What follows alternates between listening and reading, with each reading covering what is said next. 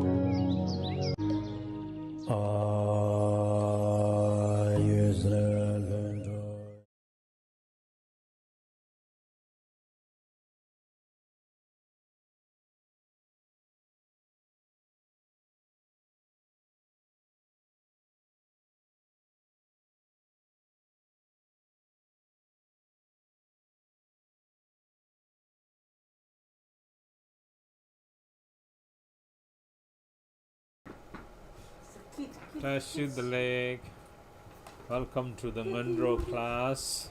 Okay, we'll begin. So please bring in mind the precious motivation of the Bodhisattva, wishing to bring all motherly sentient beings whose number pervade the vastness of space, that I want to bring them all to the state of perfect and complete Buddhahood. So to do so, I will listen to the preliminary practice teachings. Okay, so we'll start with the opening prayers.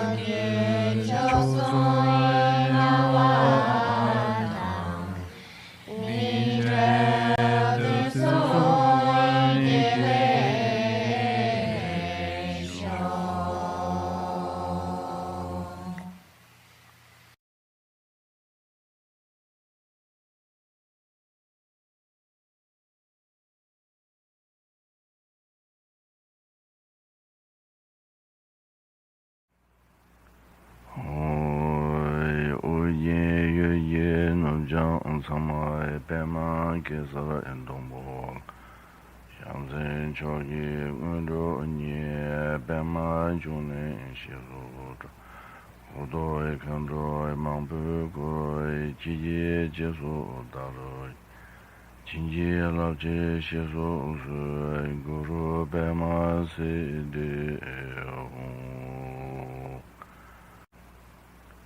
Hoi Uye Ye Nubjang Samai Bema Gesara Endombo Shamsen Chogi Ngöndro Nye Bema June Shiru Udoi Kandroi Mambu Goi Jiji Jesu Daroi Jinji Labji Shesu Usui Guru Bema Sidi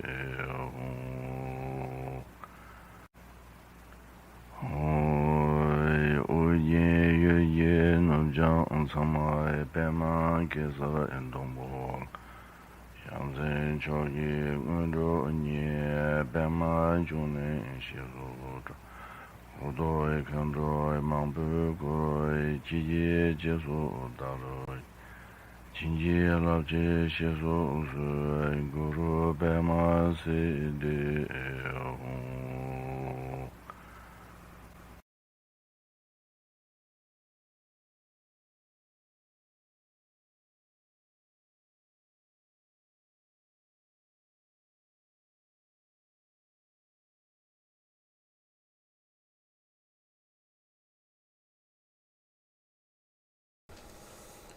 Page 59, the 7 branch prayers. Dorje lo ben sangye ben desum shulai chancel lo chonsum dembe shingjuro la nime yike chapsu ching juro yike namdrube dabe cheba shesu sing udru chowo chebege neje malu shamparagi choju kursum dabe Macha Chellai Jeye Ran Dabe Tashi Delek Zobe Janchu Semge Do Deshe Wanchu Semba Daba Sumge Lebe Lo Serran Rambe Gewa Dune Janchu Chondu Mandala offering.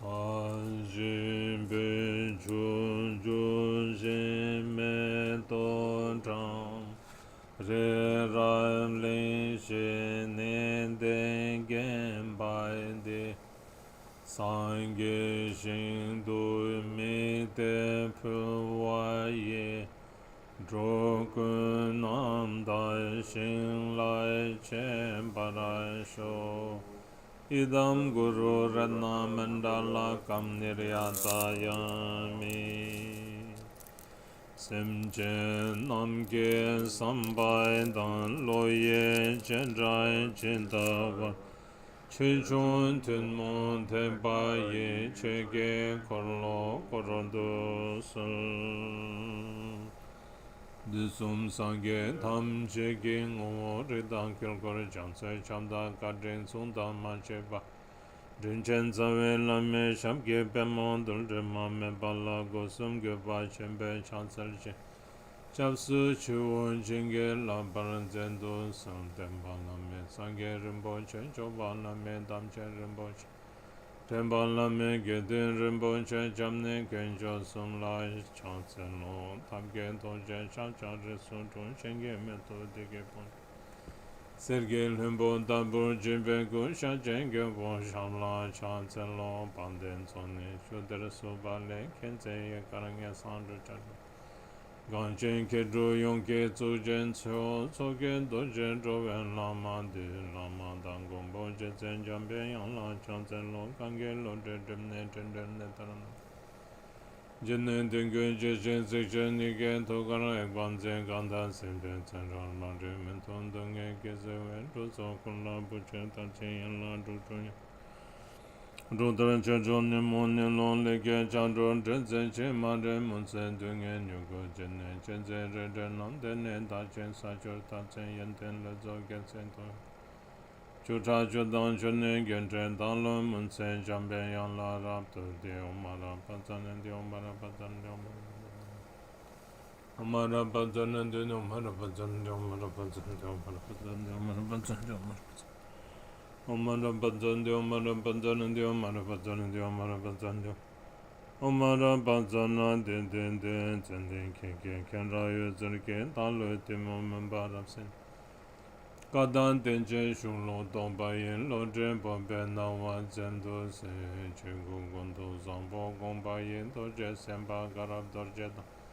Shiri Singhe Bardo Chinla De De Dama Jenda Da De Sumki Zolchen Jube Lama La Sewa De Ugen Bema June La Sewa De Munse Rizin Den Dorje Zan Maon De Sheme Bada Yesh Tata Bejun Getsa Drobeng Jidre Yeshen Dorje La Sewa De Sangye Gungye Chime Bema Jun Shinder Trube Zunzen Long Chenje Gangi Yang Se Chilen Norbu La Sewa De So Jarme Jinjil Choge Lama Namge Getsam Do Wangurun Long Zen Shome Shende Chembe Bene Jo Kundan Zo Chemba Sangye Doje Shamla Sewa De Omin Chenge Inge Podana De Sum Sanje Kunge Ngoni Rang sim che gung zum den zen ban zawe na me sham la se wan dem ne lu tong bai ke wara jin jen lo le bara she ba bo bai ke du san nam ka dan nyam be sim jen tham jen nam ken ten ge de wan lan nam me chip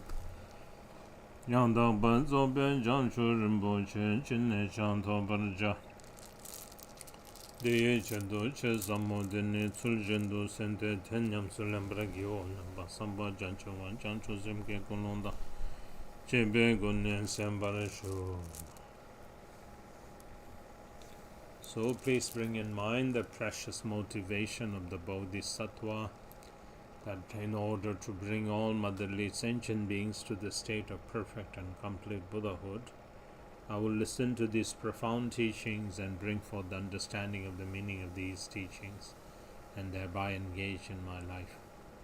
And further on, then cultivating the profound skillful method of secret tantra as explained in the last class. Cultivate all of those and then listen. We are here listening to the commentary on the preliminary practice of the Dudjom Tersar Ngöndro. So now we have come to the Guru Yoga. The part of Guru Yoga is called the extraordinary preliminaries. It's the on to Guru Yoga.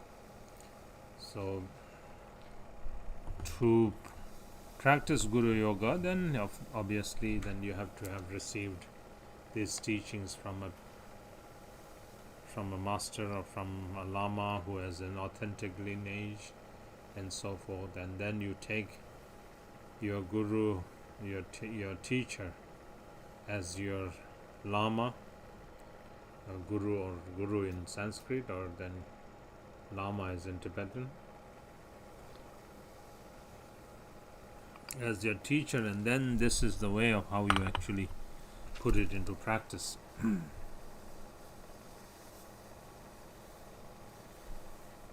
So chapter 7, Guru Yoga. Guru Yoga is the method for receiving the direct blessing of the Guru's mind. As outlined in the traditionally outlined in the practice, Guru Yoga is called the swift receiving, the direct and the swift receiving of the blessings, merging one's mind inseparably with the wisdom mind of the Guru. That's called Guru Yoga practice. As explained before, there are two methods for attaining enlightenment. The first is the accumulation of merit and wisdom along with purification practices.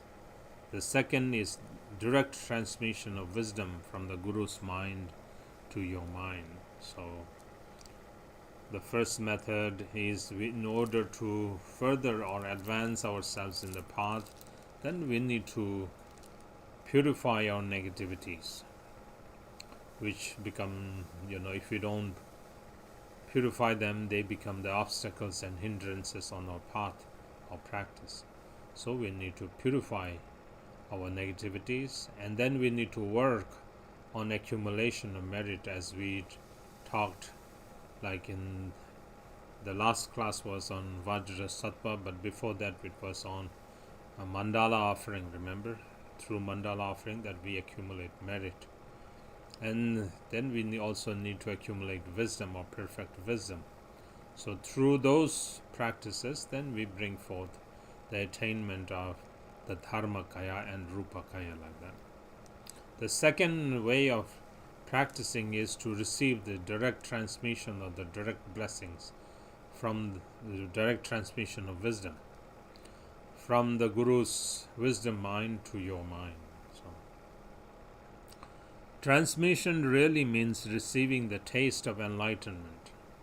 By analogy, when you think of a person, you get a direct feeling of that person's qualities. These may be either positive or negative. Within the limited concept of personality, so that connection between the person, you get like a good vibe or a bad vibe, like that. Guru Yoga is the method for feeling and tasting the Guru's realization of ultimate wisdom. Here, when we outline the practice of Guru Yoga, this Guru Yoga is the most profound of all practice. In fact, all practices subsume all of this practice, kind of culminate to Guru Yoga, all kind of practice, because within Guru, the practice of the Buddha, Dharma and the Sangha, the practice of the Lama, Yidam and Dakini, the practice of the Dharma Kaya, Sambhoga Kaya, Nirmana Kaya, all of those contain or essentialize within the Guru practice. So therefore Guru Yoga is very, very important. In the Guru Yoga's teaching, it is mentioned, how do we take this Guru? Right now, this, because of this, quintessence way of how Lama Thajin Rinpoche comments on this one, so we are here directly on chapter 7. He doesn't talk much about the preliminaries, but if you read like the words of my perfect teacher or other preliminary practices, commentaries and so forth, then it talks about how we should go in search of a teacher or Lama, not just blindly taking someone as our teacher and starting receiving teachings and then breaking your commitments with the teacher or the connection with the teacher, and then that kind of creates an inauspicious connection, and then your practice is kind of messed up like that. So for those kind of things not to happen, then first of all you need to examine, you need to speculate, you need to check the quality of the teacher. So in the sutras and tantras, there's so many qualities that has to be present within the Lama or the teacher.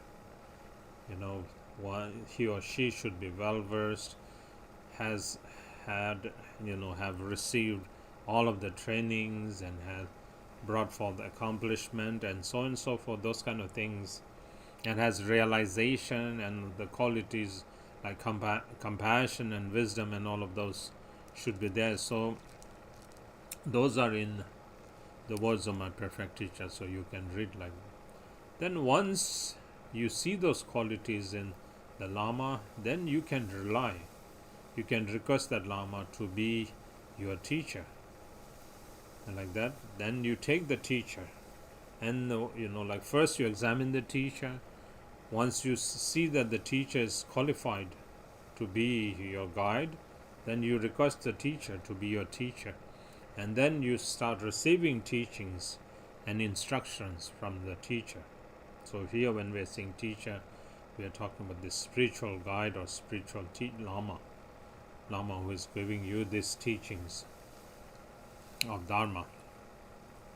And then after then you actually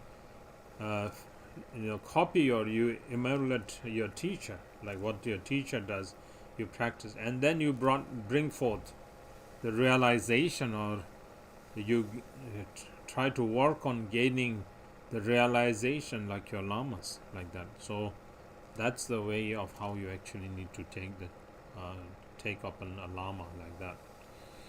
So this Guru Yoga practice is the most profound of practice, and because it subsumes all of the practices within, like we say the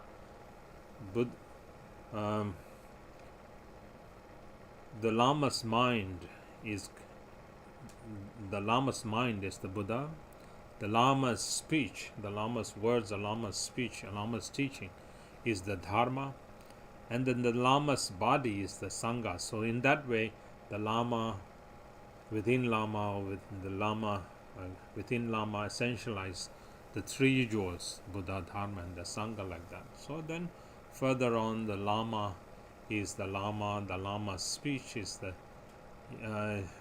Yidam, the Lama's speech is the Dakini, the Lama's mind is the Yidam, like that. So and so forth. Then Lamas, Lama again representing the Dharma Kaya, Sambhoga Kaya, Nirmana Kaya. The Lama's form or the Lama's body is the Nirmana Kaya, the Lama's speech is the Sambhoga Kaya, and the Lama's mind is the Dharma Kaya, like that. So, did I say earlier, the Lama is the Lama,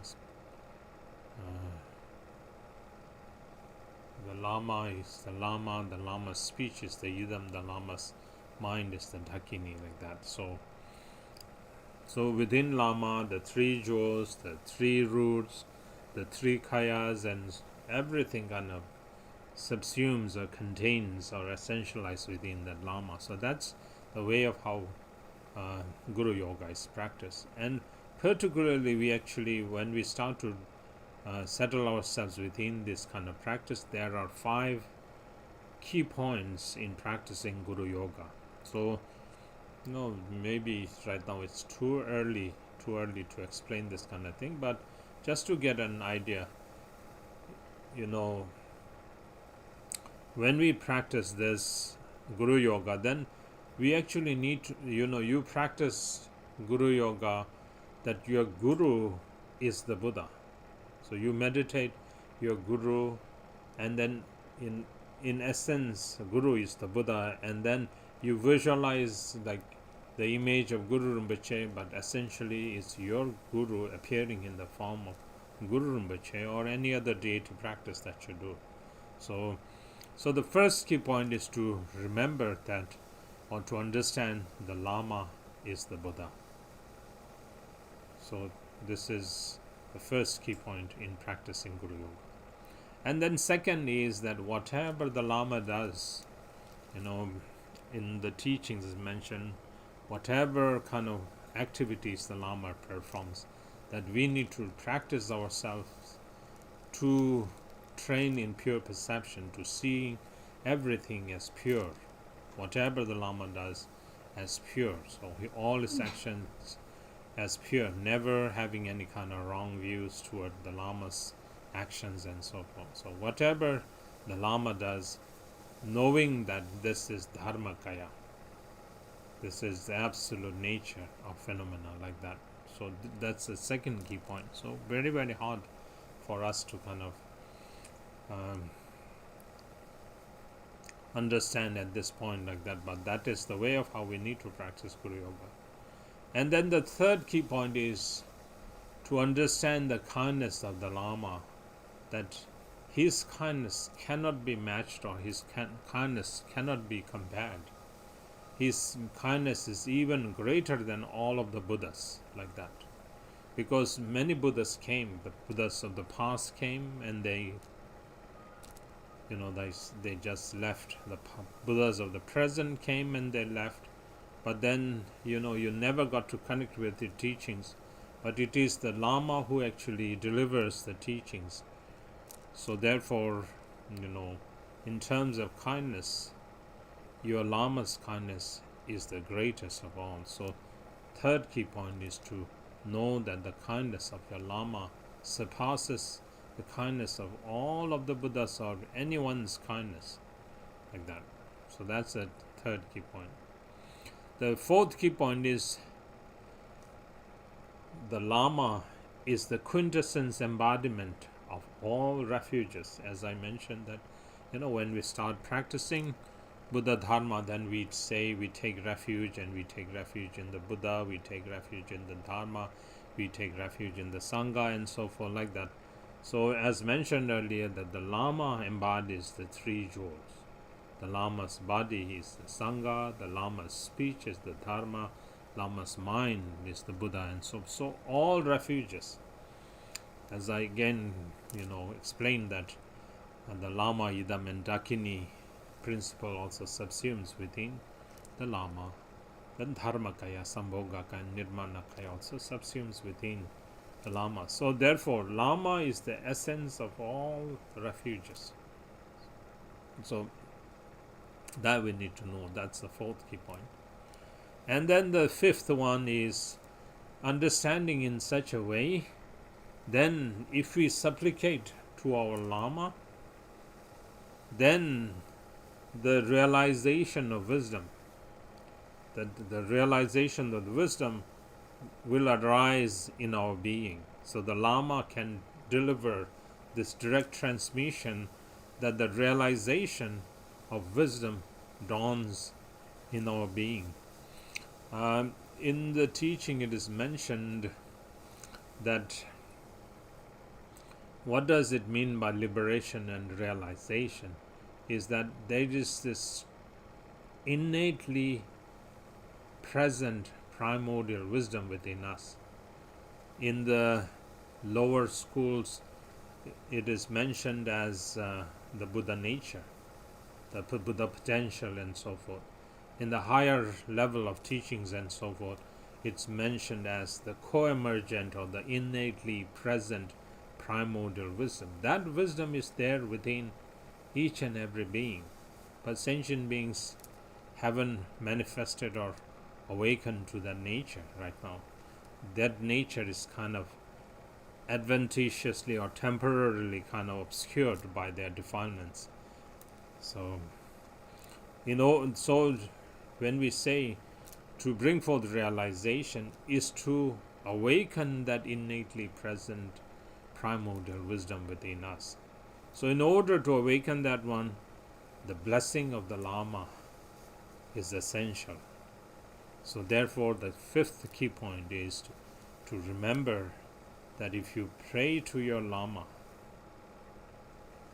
then there is the possibility, or there is the, there is not just the possibility, there is this, that the Lama's blessings can deliver us to awaken ourselves, realizing this primordial wisdom. So those are the 5 key points. So those 5 key points are what are used within the Guru Yoga. So therefore, Guru Yoga is not just something,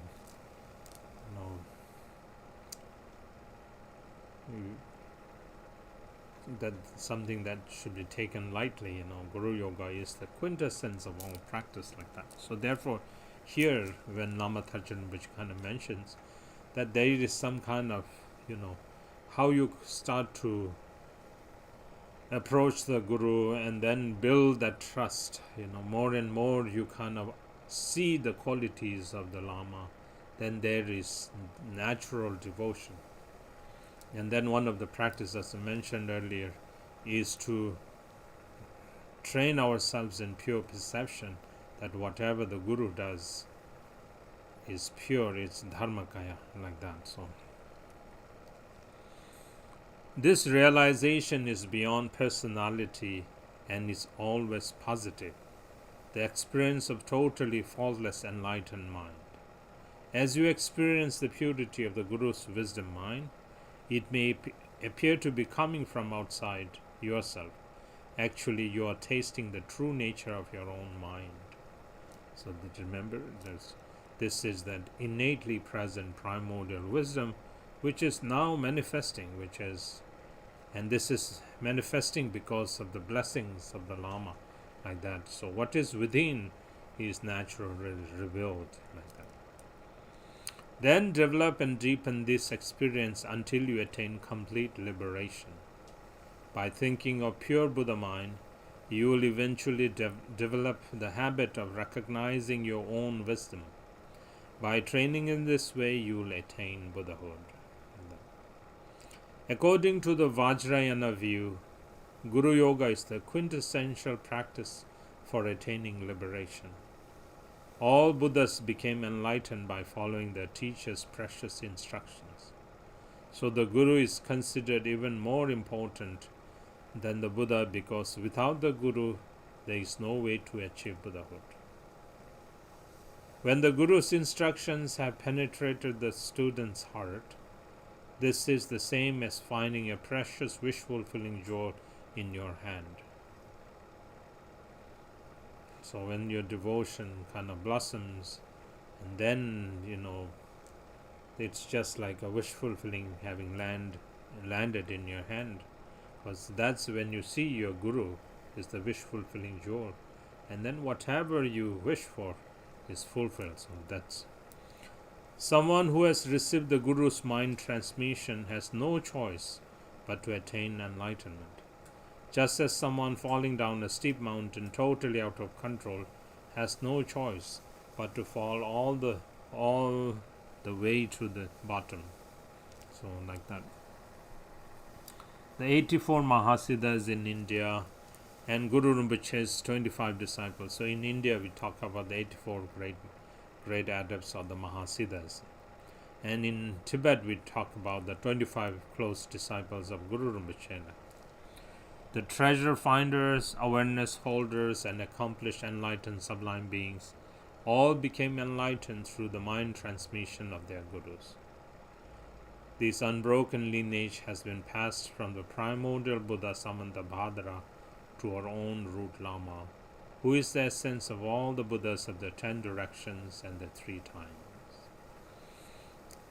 In the last class when we were discussing on Vajra Sattva, we told about this stream, this lineage that is unbroken coming from the primordial Buddha is like the continuity of this light. From the power source till this place, there should be this unbroken continuity or connection. Otherwise, if there is any disruption or any discontinuity or disconnection, then this light will never glow. Similarly, like that, there is this direct connection from the primordial Buddha to our root Lama. So if we supplicate to the root Lama, it's for sure that our wisdom, our innate primordial wisdom will blossom. So that's how all of the great accomplished masters of the past practice. Without the Guru, there is no practice at all. There is no chance, there is no hope from bringing awakening to Buddha. All siddhis and blessings, siddhis mean accomplishment. So when we talk about accomplishment, there is the supreme accomplishment, which is attaining Buddhahood, and then there is the common accomplishment like longevity, power, and so on and so forth, like those kind of things. They are the common accomplishment, and blessings are carried and passed through this lineage. Because the path of Guru Yoga is so deeply profound, there is no doubt that if you practice it, you will become enlightened. So, of course, here Lama Dudjom kind of mentions this very briefly, like that. As I told you, that this path is the quintessence. This is like the culmination of our practice. So, and then in order to practice in this way, those 5 key points are essential. So you could actually, as you heard those, then you can kind of see how difficult it is to maintain that kind of recognition, to recognize that your Lama is the Buddha, one.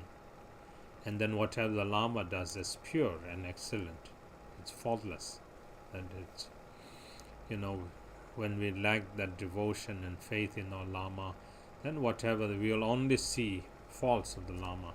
Oh, the Lama is doing this thing, whatever the Lama is doing is incorrect, or this is a mistake or error, and so on and so forth, like that. That is not the way of how to practice Guru Yoga. Whatever the Lama does, even if the Lama kind of does any kind of, unpleasant like actions that are unpleasing to your senses, you should always maintain that recognition that whatever the Lama does is always pure like that. So this is something absolutely difficult like that. But in Guru Yoga, such practice, such recognition should be developed, should be maintained, should be practiced like that. So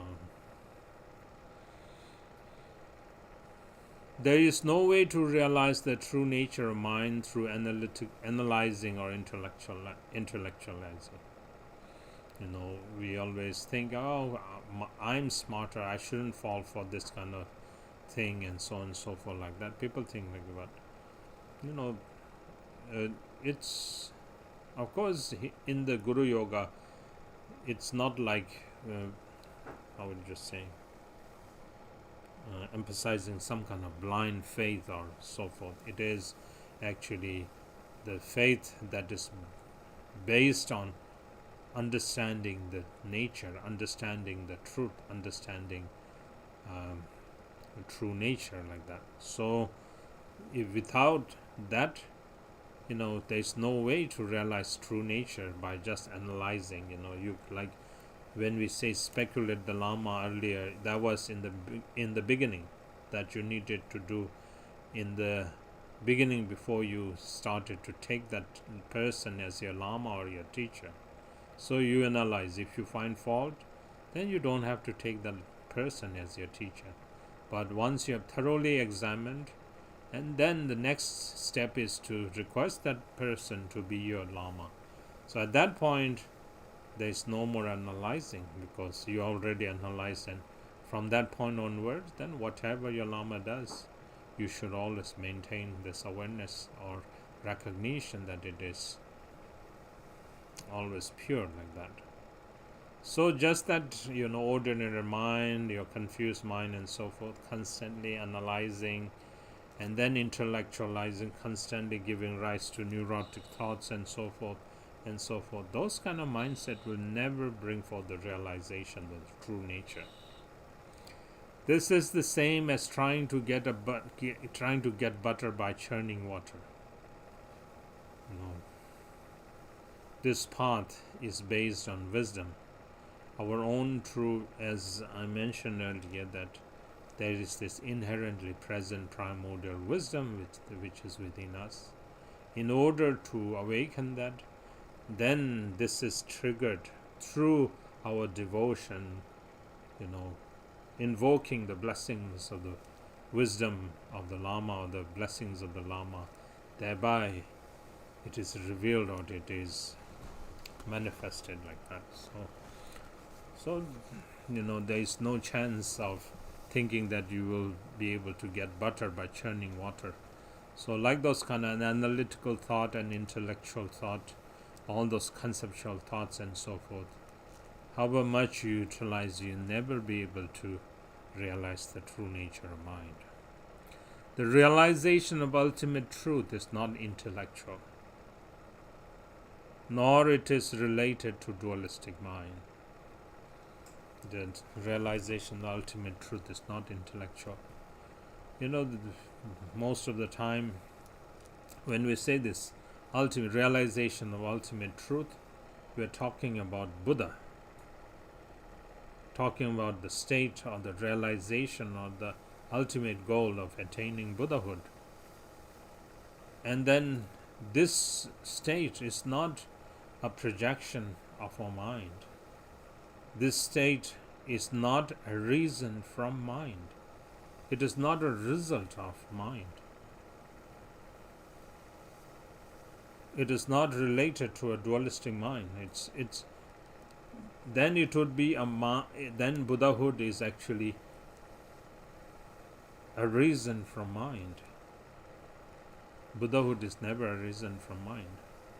Buddhahood is not the result of mind. Mind is confusion. Mind is dualistic phenomena. Mind is confusion and so forth. Confusion can never bring forth Buddhahood. So those are things that, as you start to learn more about the teachings and so forth, you will understand. So, Buddhahood is not some kind of intellectual phenomenon or conceptual phenomenon. Some people think that Buddhahood is some kind of, it's just some kind of cult or some kind of religious,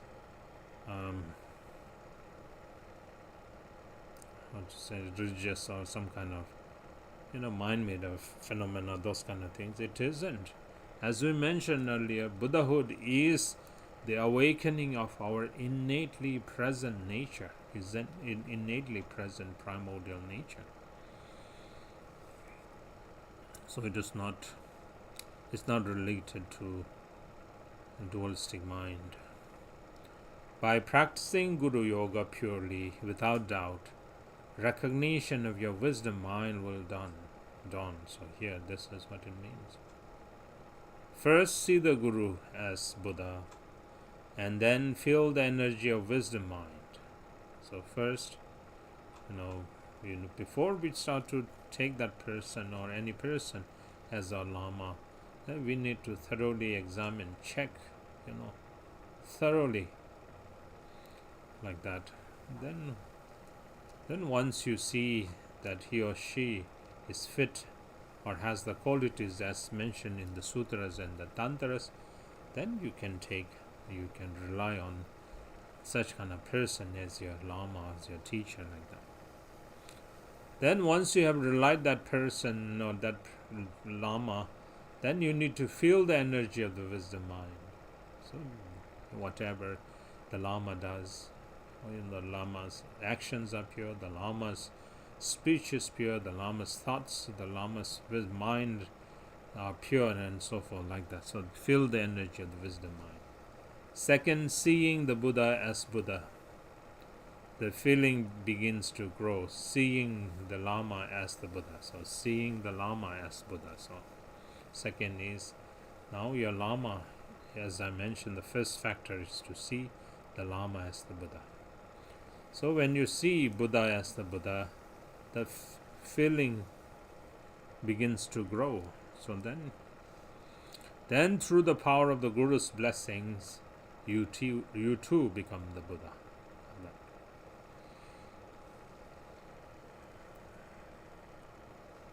Have pure faith, devotion, and confidence in this as a practice. So, the Guru Yoga practice is the development of our faith and devotion and confidence. Faith, devotion, and confidence, like that. So, those are a reason by knowing the truth.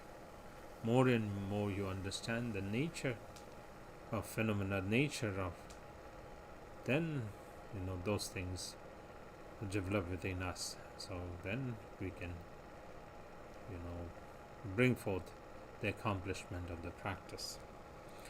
This means genuinely feeling the Guru's inconceivable qualities of kindness and wisdom.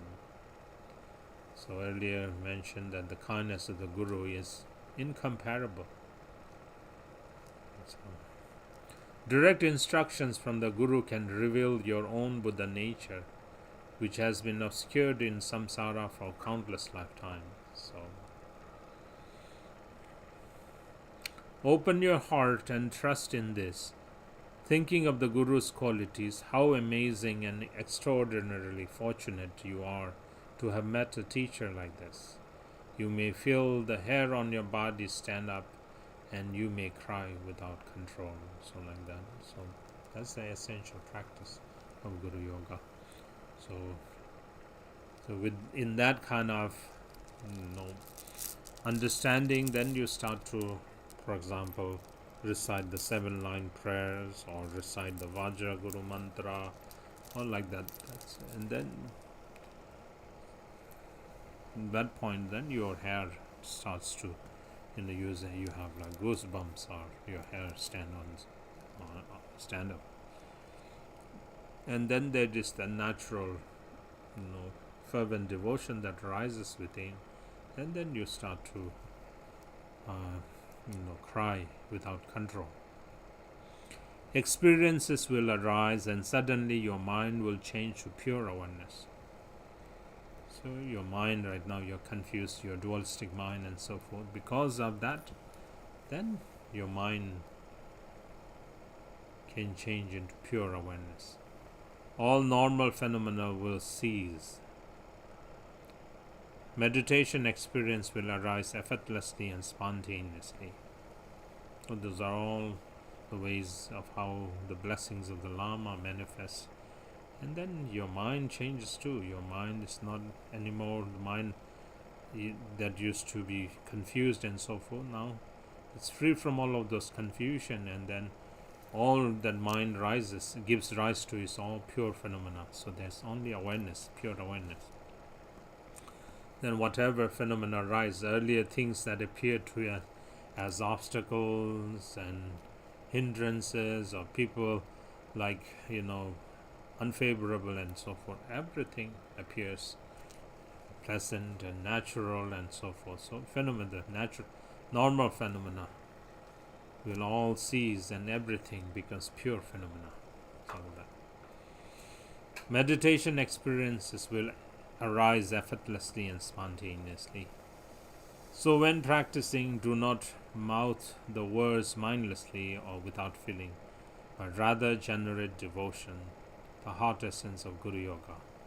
So in our words we have, when you are doing Guru Yoga, there is also this key point that we arise ourselves in the form of Vajra Yogini.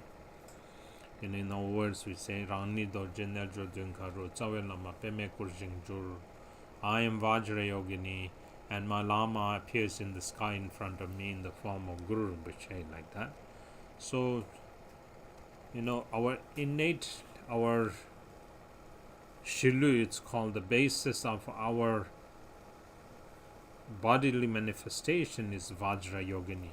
She's a Dakini, she's red in color, 16-year-old youth, very beautiful, very attractive and like that. And then she's just kind of, naked, dressed with some flower adornments and silk scarves like that, and then wearing bone ornaments and so forth like that, red in color. So if you search for Vajra Yogini or Dudjom Tersar Ngöndro, you'll find images of that. Is how we need to visualize ourselves as. So we visualize ourselves as Vajra Yogini, and the Lama not just in his ordinary form, but the Lama here appearing in the form of Guru Rinpoche. Guru Rinpoche, the lotus spawn. So like that. And then you pray from the bottom of your heart. So here is saying, Lama Tashim is saying, not just kind of verbally saying that, meaning mindless words, but from deep down your heart, sincerely, then you supplicate to the Guru, the heart essence of Guru Yoga.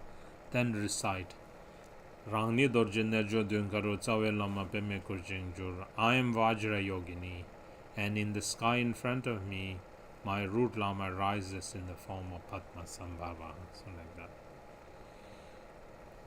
While doing Guru Yoga practice, visualize yourself as the wisdom Dakini Vajra Yogini. She is red, has 3 eyes, and stands in the dancing posture with her right leg drawn up.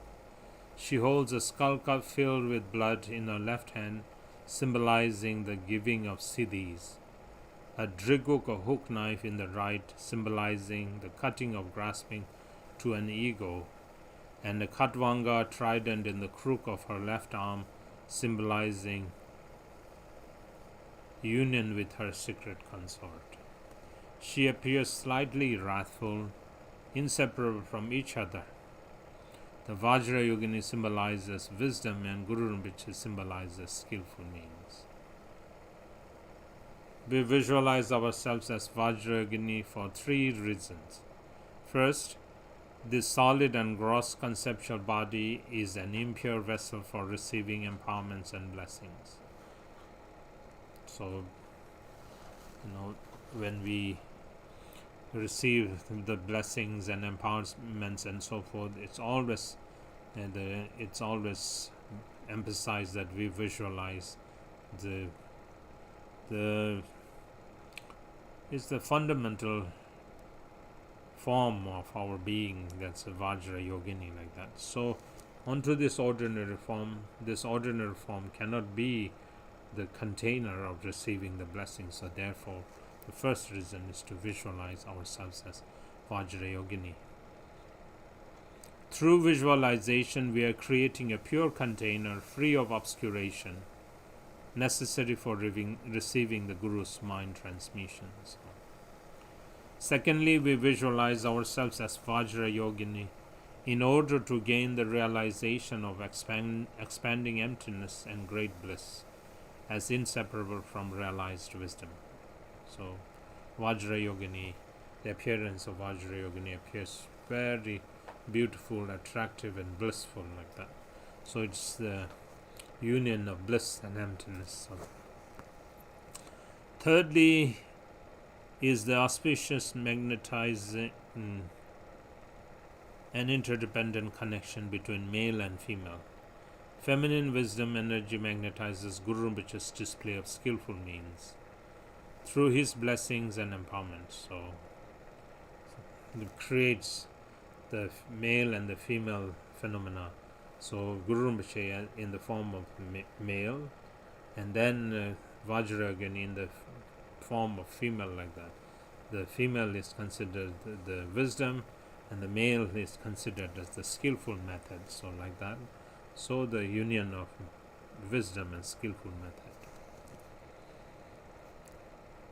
This transcends dualistic concepts such as male and female, since there actually is no separation between skillful means represented by the masculine and wisdom represented by the feminine. So here the Lama is saying that it's also a way of dismantling our notion or our concept of male and female, which here when it's united it becomes inseparable. So visualize Guru Rinpoche in the sky in front of you and recite the 4-line prayer with devotion. So Guru Rinpoche again in that kind of visualization, Guru Rinpoche is sitting on a 1,000-petal lotus, like that, and on top of the lotus pistils is the sun and moon disk, and then on top of that Guru Rinpoche is sitting like so then this is what we decide. The sum sangye ma ludu beko zawe lama chongla selwa de chebar the sum do tuje sum the sum junche me brachenchen. The embodiment of all the Buddhas of the 3 times without exception. Sublime Root Lama, I pray to you. Now in future lives and in Bardo, hold me with your compassion. So bless me unceasingly throughout the 3 times. Your faith magnetizes the blessings of Guru Rinpoche's pure wisdom and compassion toward you. It is the opening and softening of the heart. Without faith, your heart can be closed and hard like stone. If your mind is open and devotional, you can receive the Guru's blessings like rain falling into the soft ground. Rain never chooses where it will fall, yet whatever it touches, wherever it touches the receptive ground, it is absorbed. However, not even one drop will penetrate stone.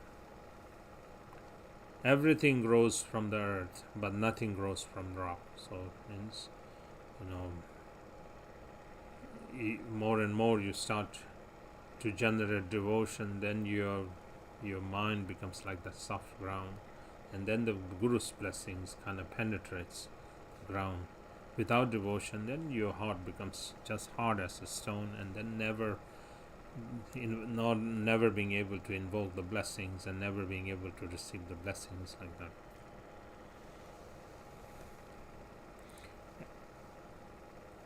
The same is true of our mind. Qualities grow from a mind that is soft like the earth. but will never grow from a mind that is hard and impenetrable like stone. With devotion, Guru Rinpoche's blessings will dissolve directly into your heart, like the rain into the earth. All qualities of wisdom will grow from this mixing of the Guru's mind with your own mind. The Guru is no other than your own pure wisdom aspect of mind, which is awakened through devotion. When your wisdom mind is awakened, all phenomena is recognized as the display of your own awareness.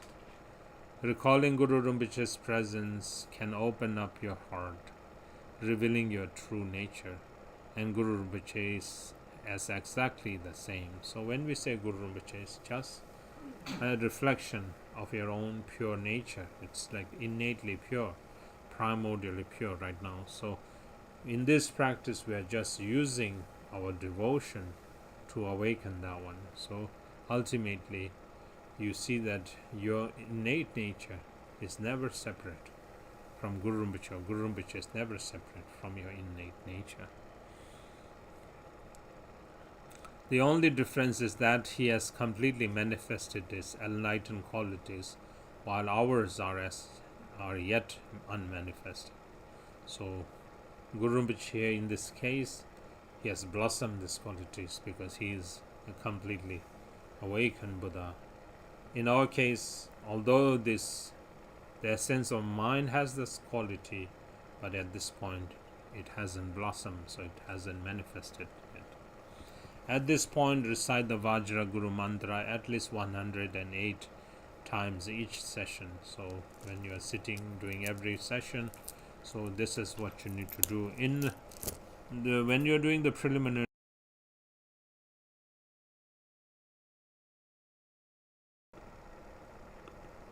when you are doing the preliminaries, then you are supposed to recite 1200,000 times. So 1200,000 times. So then the mantra is Om Ah Hum Vajra Guru Padma Siddhi Hum. Om, Ah and Hum are the three essence syllables of all the Buddhas. Om is the essence of the Buddha's body, Ah the essence of the Buddha's speech, and Hum the essence of Buddha's mind. Vajra means indestructible Dharmakaya. Guru is the spontaneously accomplished qualities of wisdom, purity, bliss and emptiness, which is the Sambhogakaya. Padma means lotus, and is the name of Padma Sambhava, the Nirmanakaya form. Siddhi is spiritual accomplishment, both ordinary and extraordinary. Hung is the request to grant siddhis, or realization of the inseparability of the three kayas. So this is the explanation of the mantra. So you recite Om Mahum Banzal. So while reciting the Vajra Guru mantra, keep pure vision. This means viewing all phenomena as a pure land, all sentient beings as dakas and dakinis of the lotus family, hearing all sound as mantra, and recognizing all thoughts as Guru Rinpoche's mind. During the recitation of the Vajra Guru mantra, inconceivable emanations take many forms and sizes symbolic of his mind, emerge from Guru Rinpoche's heart and dissolve into your body. In this way, you are receiving the blessings of Guru Rinpoche's body, speech and mind. So that's how we actually do. So then, and this one, the 4 empowerments, I'll leave for the next class. So that's the way to do. So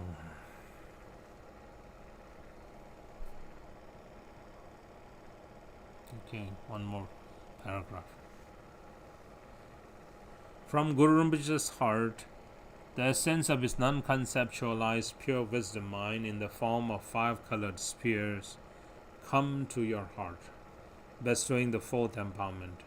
This is the word empowerment, which introduces the symbolic meaning of realization beyond any ability to verbalize. The subtle defilements to enlightenment are purified. and you are empowered to practice the great perfection of secret dzogchen practice of Trekche and Tegel on the activities, call it on the path. Through the empowerment you receive all perfected qualities and activities of the Buddhas. This prepares you for the future attainment of Savabhavikaya, Buddhahood, the three kayas as inseparable. So this one will leave for next class. So here, main thing is you visualize yourself as Vajrayogini, your Lama, in the form of Guru Rinpoche, and then generating fervent faith and devotion, and then you recite the Vajra Guru mantra like that. And then later on, then there is this receiving of the four empowerments and so forth. So we'll talk about that in the future. Okay. Any questions so far?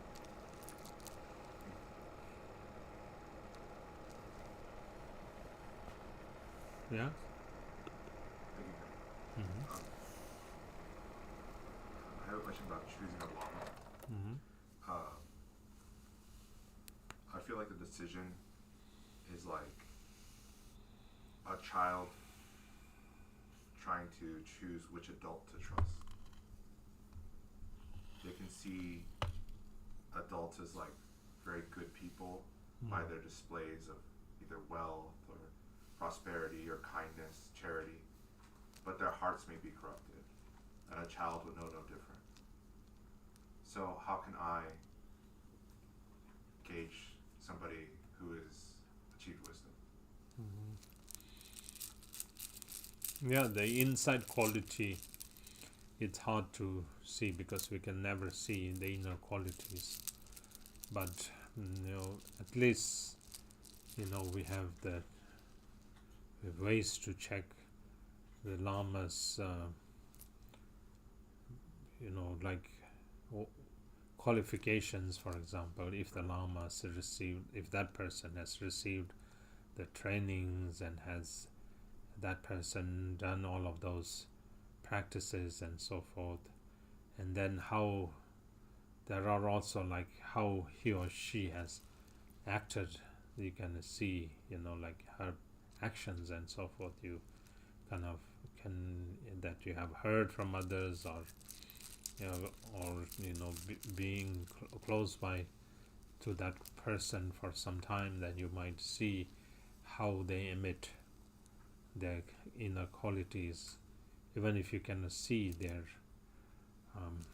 the mind. But of course, how would you say, judging by those kind of actions and so forth, you can even if you cannot see what is inside their heart, but you can actually kind of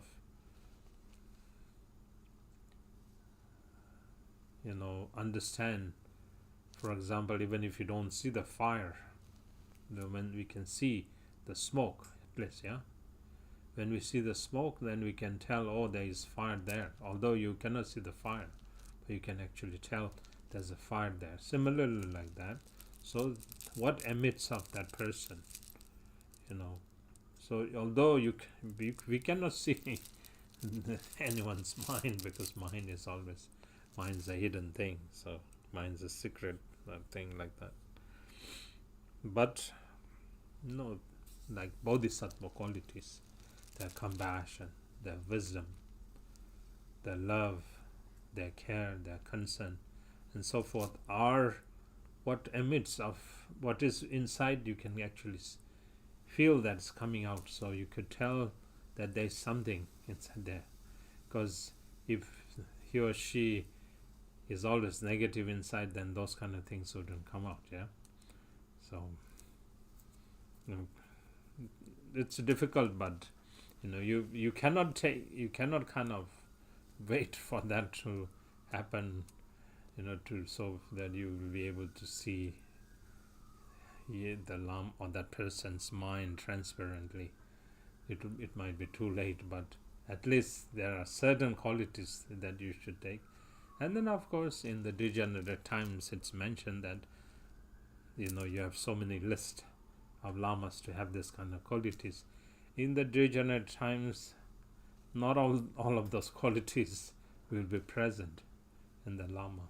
So if he or she has, at least say 60% of those qualities, even like it's past 50 or like that, then you're quite safe. But if he or she does not have those qualities, then it's better not to take that one person. And it's mentioned also in the teachings that in indigenous times, if the Lama has compassion and wisdom, then that will do. You don't have to the Lama doesn't have to show you magical powers and all of those, yeah? You might wait for Lama to perform magical power and so forth to fascinate or to,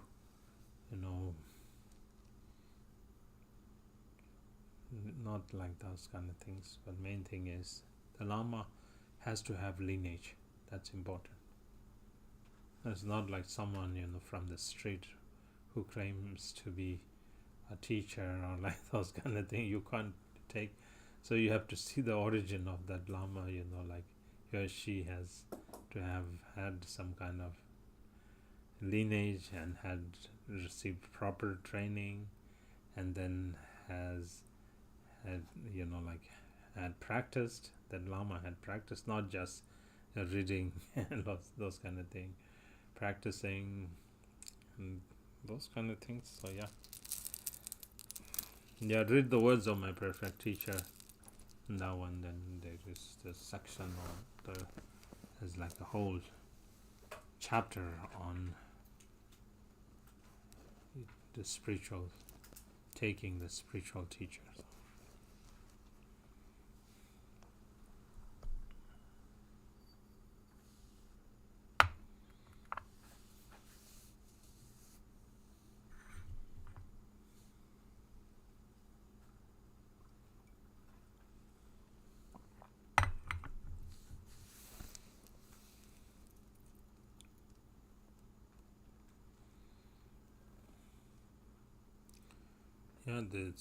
This tantric path, I know we are kind of streaming this on YouTube, but the tantric path is,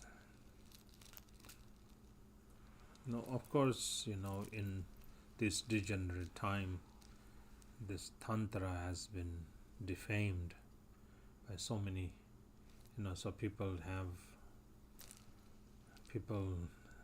view tantra as something different, but tantra is something very special.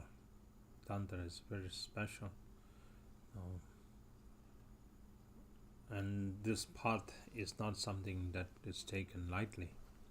So there's a secret practice, and of course this path are not taught openly. And then in order to receive these teachings, especially the tantric teachings, you should receive from a qualified and authentic master. As I gave that example, like the electricity, that connection has to be there. So what you need to examine is if he or she has that connection. If he or she has that connection, and then then you connect with that kind of person, then realization will happen, because that connection to your teacher is there. And then without that kind of connection, there are people who claim to be teachers and so forth, and then there are students who blindly kind of jump into that path without examining, and then so many other confusion has occur and so forth, and that's why tantra kind of gets blamed, becomes but tantra is the teaching. It's always pure. It's just who represents, who kind of who misuses those kind of things. Those are there, but this teachings, this practice of Tantra is very special. So in order for those tantric teachings to happen, or tantric practice to happen, then the authentic lineage has to be there. Your teacher has to be an authentic lineage holder who has received the trainings and instructions from their teacher, like that. So those kind of things are important to look for. Then if you meet someone who has that kind of, then there is blessings. Things will change, things will manifest. If that kind of quality is not there in the Lama or your teacher, then it will be just a waste of time. Yeah, it's very unfortunate.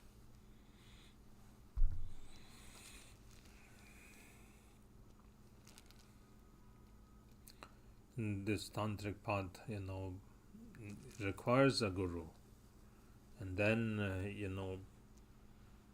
to take that person as a guru, you need to have quite a good. We were talking last class about merit, yeah, about merit. You should have a lot of merit to be able to come to listen to such kind of teachings that it talks about, like being able to awaken your own true nature, and then to be able to trust someone that who has the key to do that. In this time, people don't trust themselves. How could they trust others? Yeah, in this degenerate time, and then let alone wanting to listen or to study this kind of teachings and so forth, set aside. No, they're completely astray. They have gone the other direction. They're not looking, they're not exploring what is within. Rather, they're kind of facing outward toward confusion. And then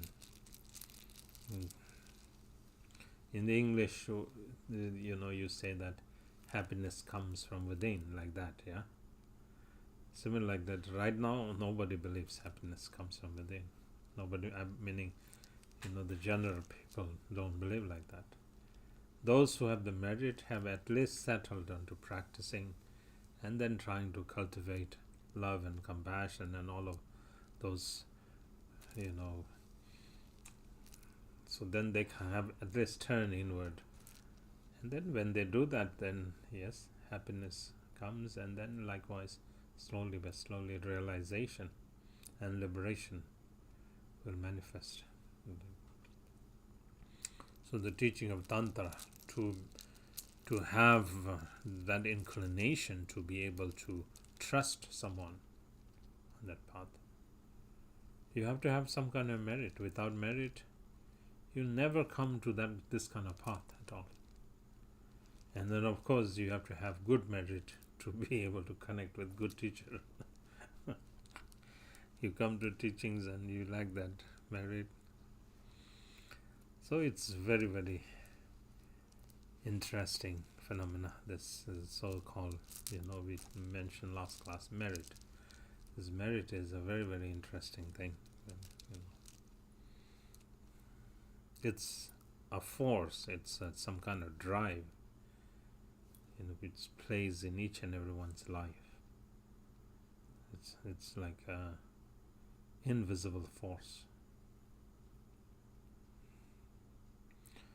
In the West, we don't believe much about this kind of things. We just believe in body. That's all. In physical things, what you don't see, you don't take for. You say that those don't exist like that. But in the Buddhist teachings, there are so many other phenomena that is attributed to our being.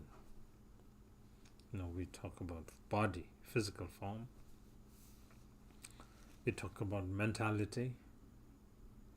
We talk about spirituality. We talk about protective force. like a protective, like a guardian force or God. It's not like guardian angel, but that's like a force, that kind of some kind of a protective enclosure like that. And then this, this not just limited to this, but there are others too. So, and then there is this force that kind of holds this life force. It's like breath. We talk about like life, the longevity. And then there is also the fortune, luck, fortune. And then we have this merit. Merit is that fortune which is very much similar to fortune, very much similar to fortune. Like it's a good luck, good fortune. Because you have good fortune, then you meet good person, like good Lama, good teachings, the right teachings. If you don't have that, then you could, you might have some kind of inspiration to follow some kind of spiritual or some kind of practice. But if you get in the hands of someone who only teaches negative things, what a pity, yeah? How pitiful it would be. Someone teaching just to kind of get by in this life, and then always teaching to to be selfish, those kind of things, and to be unkind to others, and so on and so forth. But then if you have good merit, then you would come across the teachings of the Buddha, and like particularly the teachings of the Mahayana, where to develop your inner qualities, your compassion, love, wisdom, love, joy, equanimity, and so on and so forth, like those kind of. So it's all that powerful force of our fortune. And so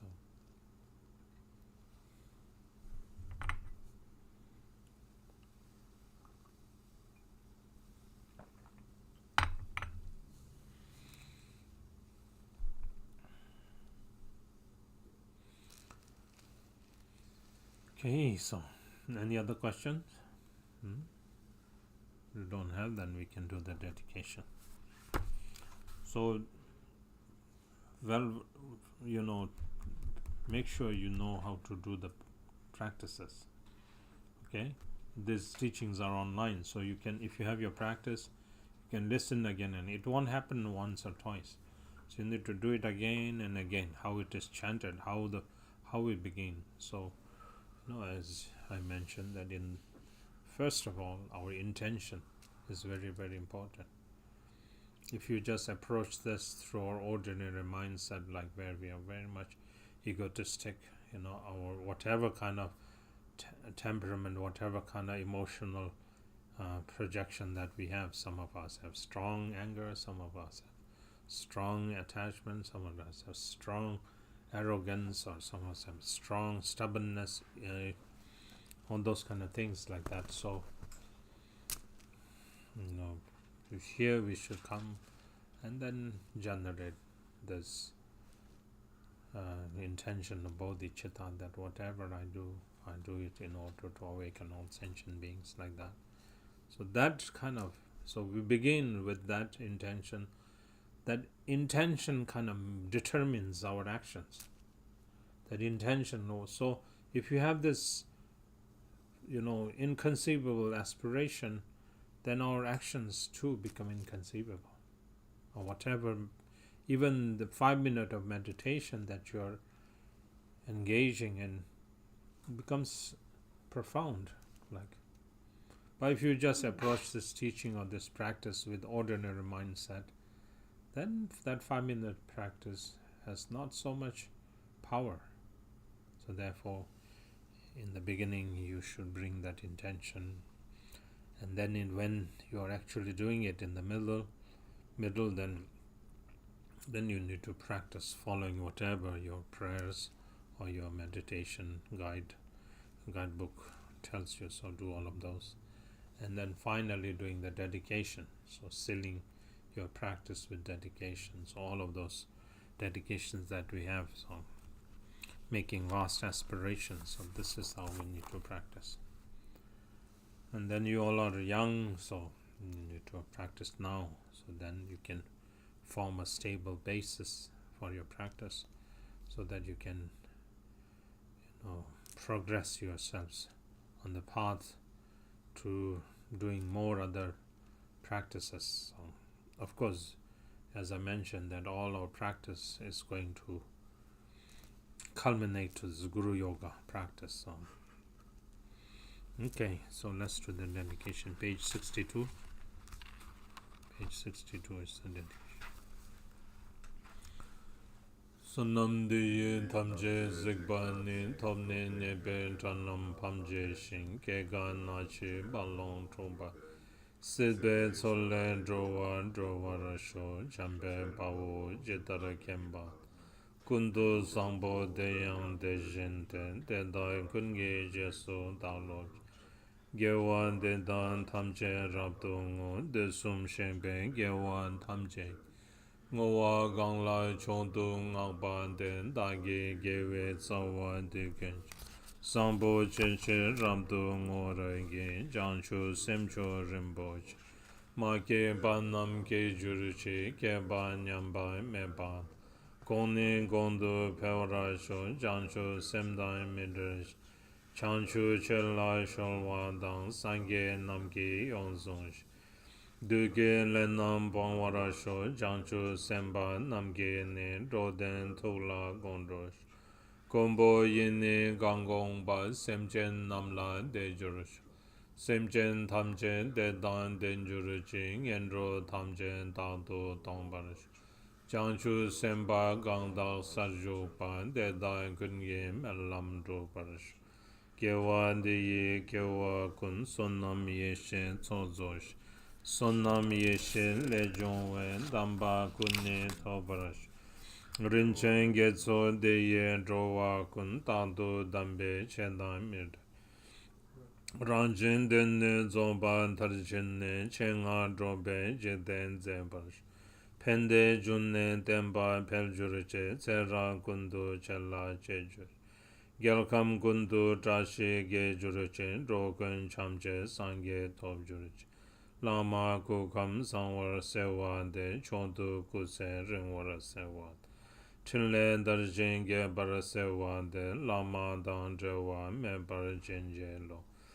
Gandu Kebe Gewan Tamjendu Tore Yenden Dunden Tobash Kema Tadu Chedan Trejuriche Tsujin Drube Rangwang Ye Barash Deryan Lama Damba Neje Jin Nendan Sendu Chela Che Barash Chedo Nene Ningbo Dendro De Zende Senbe Chanso Galorash Seba Dambe Chera Denje Chin Shemben Rola Chongan Mebarash Lapchen Jenden Chore Mebai Tamje Chamje Sange Tobarasho Chezul Dinyan Ninde Gilkorach Choke Tandru Kundu Rajur De Lodre Bemo Rabdo Gejech Sange Temba Darshinge Barasho Lungri Tebe Mishe Driblet Menga Sambe Tenzom Monachon Gomjo Yeke Nelu Chishin Chera Sumge Nawa Ge Parasho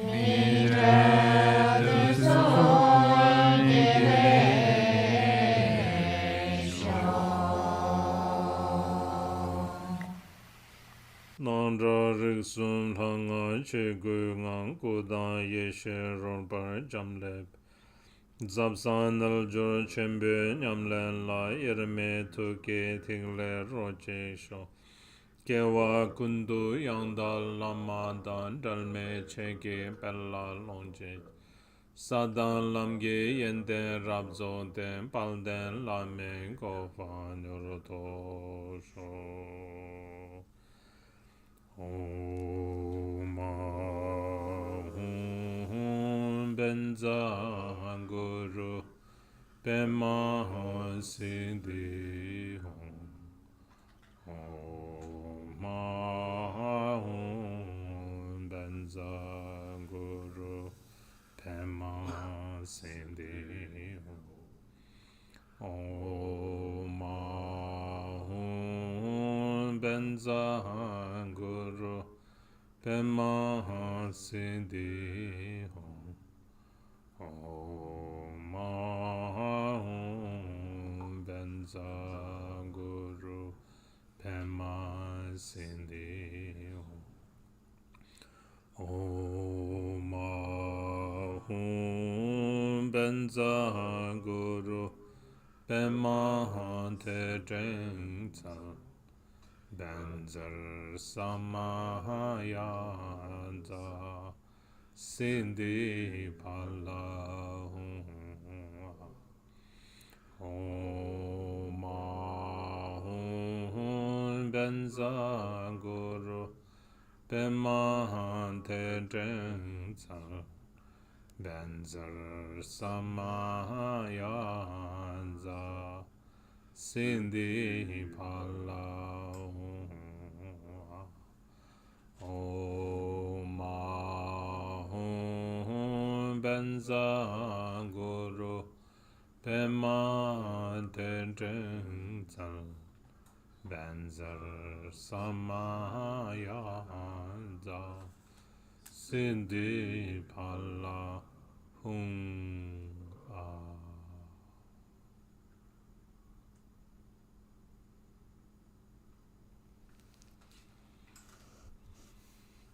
Okay, so like that, that's the teachings on the preliminaries. Everyone, make aspirations to do your preliminary practice. That's the foundation of all practice. Okay, good night, and then see you next class.